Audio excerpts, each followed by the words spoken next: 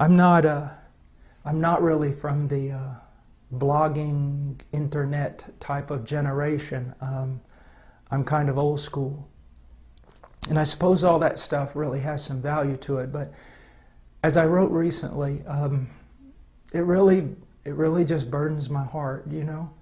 You see all these young men blogging and fighting over theological nuances. And in a way, many of them haven't lived long enough to even know or at least experience what they're talking about. And we'll sit there and we'll fill up the internet with this kind of stuff when there's literally billions of people who've not heard the gospel. I mean, it's insane. If you're listening to this and you're a young man, this is probably not your time to write a book and change the world or have a blog that gets hits from all over the planet. This is your time to prepare yourself to become a man of God. Not to be on the internet, but to be alone with God in prayer until He pours out His Spirit on you and makes you a useful servant. And then go out and don't be involved in pouring water on a land that's saturated. Go out with your life and preach the gospel to the nations that don't know Christ. Why be alive? The need is tremendous. But I'm not going to tell you that the need is so tremendous and God won't get it done without you. God will get it done without you. But what a loss. What a loss of joy. You know, I invite you to a life of just real sacrifice and a life of joy unspeakable and full of glory. Some of you young men, you need to think about this. You need to think about going out there and preaching the gospel, suffering for Christ and relishing that suffering. Now, I'm 49 years old and my body is broken into a million pieces. Like Robert Murray McShane said, you know, the Lord gave me a message and a horse, and I've killed the horse. And I feel that way, but I can tell you this, I'm glad. I'm glad. He's worth dying for, young men. And don't waste your life trying to be a theological expert to a bunch of people who already probably know more than you do. Get out there and preach the gospel. Go to the fields. Go to the places where it's dark.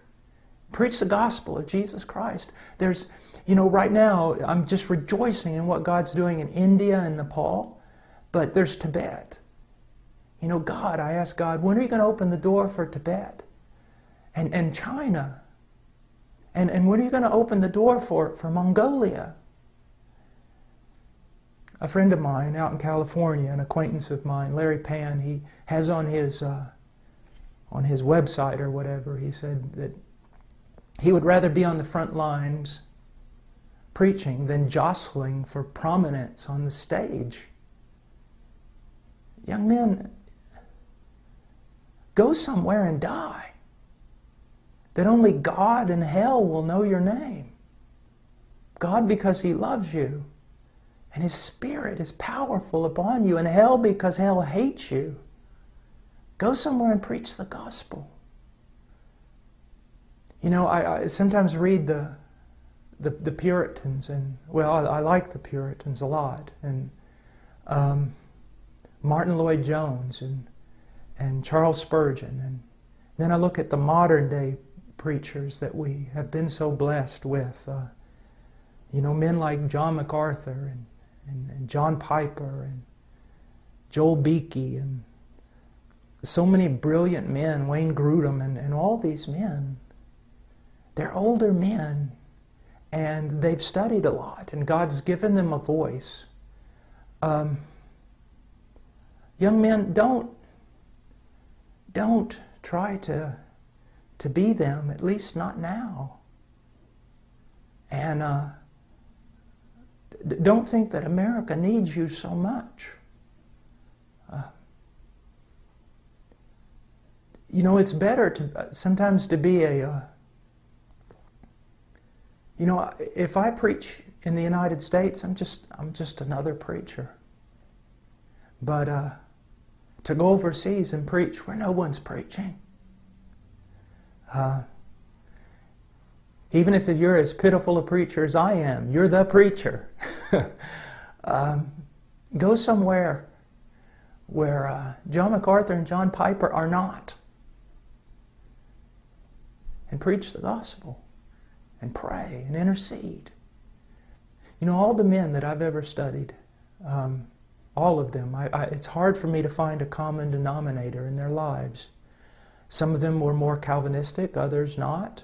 Some of them were well-known and seemed prosperous, and others seemed to die as martyrs and no one knew their name. They're all so different, but I found one thing in common, and that was their life of prayer. Prayer, enduring, persevering prayer. You know, who cares about what man knows your name? You know, the question is, does God know your name? And secondly, does our arch enemy know your name? Does he hate you with a great hatred? Not because you're some well-known preacher, but because on your knees you fight him. On your knees you wrestle with him. You've grabbed hold. You need to be a man of prayer. And because missions, like India, Nepal, everywhere else, it advances on prayer. You know, there's a few things that I've never heard. I've never heard an old man say that he wished he had spent less time with his wife and children. They always say the opposite. I've never met an old preacher who regretted spending too much time in prayer. But just about everyone I've ever met has regretted not spending enough time in prayer. You know, if you know the Word really well, and boy, you're just perfect, and your thinking and your logic is pristine, but you're not a man of prayer, you're not worth 2 cents in the kingdom of heaven. You're just not worth 2 cents in the kingdom of heaven. You'll be full of a lot of knowledge and proud and no power. No power. And I pray that you would not jostle for prominence on America's stage. That you'd go and die somewhere for Christ, and that your name would be known in heaven. That you'd be a man of prayer. That you'd study deeply, not in order to preach to other brilliant men, but to preach properly to those who have never heard, and to pastors whom God has raised up in foreign lands who've never had the privilege of studying as you have had the privilege to study. Well, this was impromptu. I got back, I guess it was yesterday, from India and Nepal, and tomorrow I head out to the strange land of California to preach. So I'll be needing your prayers. And then when I get back, I'll going to have several weeks just to kind of get back in the groove of things here at Heart Cry, and especially to get back with my family, with my wife and my 3 little children. Please, I covet your prayers. My life, for whatever it is, it depends upon the prayers of the saints. So please pray for me and pray for us, and pray for Nepal and India and all the other countries of the world. That Christ's name will be great among the nations from the rising to the setting of the sun, and that He will receive the full reward for all His suffering. God bless you. Have a great day.